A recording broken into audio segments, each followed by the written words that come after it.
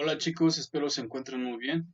Vamos a continuar con estas clases de filosofía y pues a que trasciendan ese pensamiento que está incauto y que quiere salir ahí de de ese cuerpo para poder florecer y manifestarse en distintas cabalidades de la cultura, de la sociedad, de la ciencia, en donde ustedes se puedan habilitar siempre y cuando tengan esos argumentos que los hacen de alguna manera presentes en este mundo actual.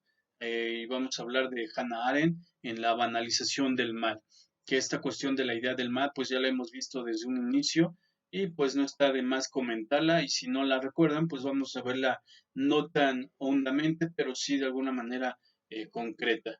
De alguna manera, ante comentaristas influyentes del pensamiento de Hannah Arendt, domina la opinión de que en su filosofía política pues habría un descuido o inclusive cierto desprecio por los problemas morales.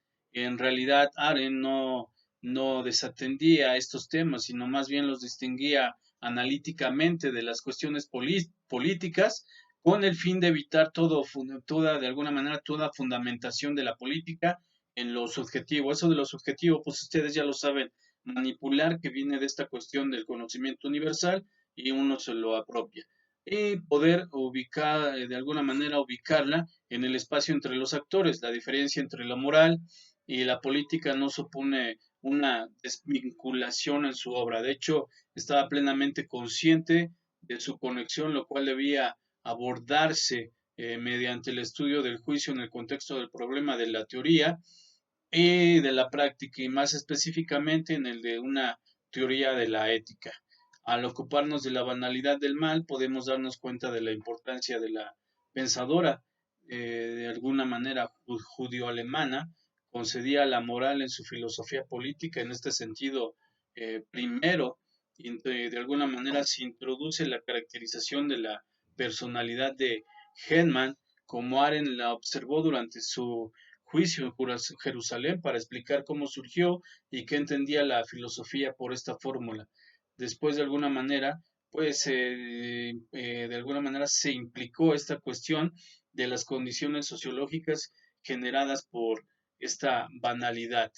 Esta cuestión pues se representa en todos los aspectos de de la sociedad y de la modernidad, que habría que representarse en un colapso de de la moral, horrorizada por la colaboración casi sin fricciones de la mayoría de los alemanes de todas las clases y cargas sociales que en el nuevo régimen Hannah Arendt observa y no sin cierta, de alguna manera, suma que la palabra inmoral únicamente significa literalmente costumbre y hábito, las cuales pueden ser modificadas por otro conjunto de normas y comportamiento social.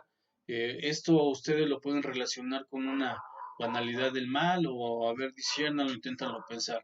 Con más complicación de lo que costaría hacer con las maneras que se encuentra uno frente a un individuo o a un pueblo, tal como el ejemplo de la Alemania nazi puso al descubierto la cooperación activa de los alemanes en la dictadura totalitaria nacionalista, pues se puso de manifiesto el colapso total de los criterios morales en la vida pública y privada de Occidente.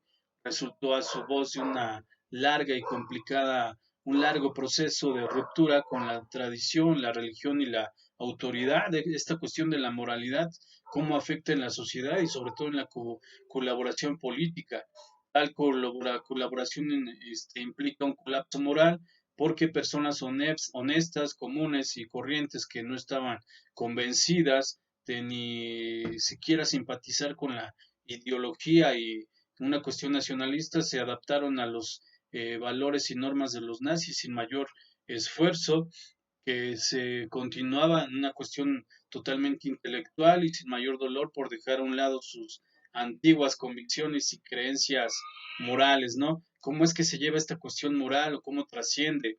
La moral se derrumbó en un mero conjunto de mores frente a una gente normal, esta amor que significa costumbre, frente a una gente normal que nunca de alguna manera soñó en dudar en lo que se les había inculcado y en lo que se creía, mientras que los criterios morales fuesen socialmente aceptados. Lo que quedó claro es el hecho perturbador de que la moral y sus imperativos, es decir, imperativos como orden, pues no son evidentes por sí mismos, como se había supuesto desde el inicio de esta tradición intelectual. Al contrario, la verdad moral, comenta Aren, se asemeja más a los acuerdos que a las verdades necesarias de la ciencia. En otras palabras, el no matarás o el no levantarás falsos testimonios no conllevan a una evidencia de los enunciados.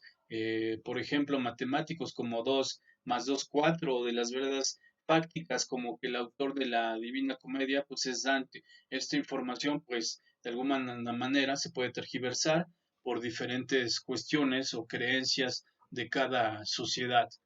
Para Hannah Arendt, la crisis de la moral revela además el colapso de la facultad personal de juicio como un hecho consumado. Esta revelación se asemeja a un desierto o en un desesperado estado de la naturaleza hobbesiana, pues como se comenta en Arendt, pues no teníamos a nuestra disposición ni categorías ni reglas generadas bajo las cuales subsumir esta experiencia totalmente universal en efecto.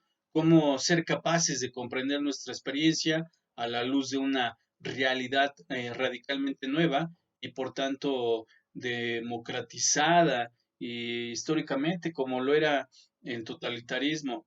Lo cierto es que la existencia de un sinfín de ejemplos históricos más bien nos ofusca si es que queremos encontrar una analogía precisamente allí donde no existe precedente histórico alguno. ¿Cómo es que esta relación de la moral puede de alguna manera desvanecerse en cuestión de segundos si la moral ofrece una total verdad a través de un instrumento que puede ser la política, o si la moral se basa en unas cuestiones concretas de reglas y normas en donde no interviene tu libertad en la decisión?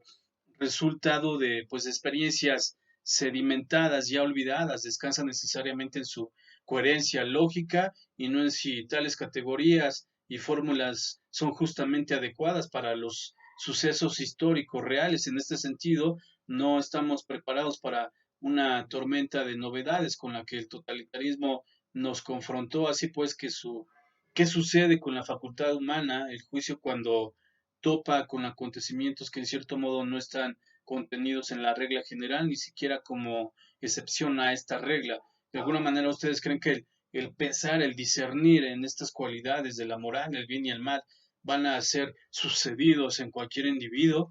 Es decir, tenemos certeza que esta moralidad, como decía Nietzsche, o la transmutación de los valores, verdaderamente descansan en el hombre como poder o realmente se manifiesta como verdad a través de esta característica que es la moral. El carácter adecuado de nuestros conceptos intelectuales y nuestras normas morales consiste en términos totalmente prácticos en su utilidad aceptada por los casos típicos. Sin embargo, allí donde la excepción, como en las sociedades y estados totalitarios, pues se ha vuelto derecho y caso normal. Estas cuestiones se han vuelto totalmente normales. Nuestros criterios comunes se revelan insuficientes e inservibles. Nuestro intelecto se siente con razón obteniendo ante una realidad que no logra entender, de alguna manera enamorado de lo universal. El intelecto sufre de vértigo cuando lo particular se descontrola en sus operaciones silogísticas bajo condiciones generales de causalidad. Póngase a pensar si esta cuestión de la moralidad en todo el mundo, en todo humano, pues es pura semántica, nada más porque se puede hablar, estamos de acuerdo, actuando de acuerdo a nuestras acciones, o esas acciones se tienen que reflejar como praxis humanas, o de alguna manera estamos vinculados a emociones miméticas, condenados a repetir estas cuestiones morales. ¿Cómo es esta cuestión de la banalidad en esta cuestión de la moralidad, independientemente del cristianismo y todas estas cuestiones que sucedieron en Alemania? ¿Cómo es esta cuestión de la banalidad?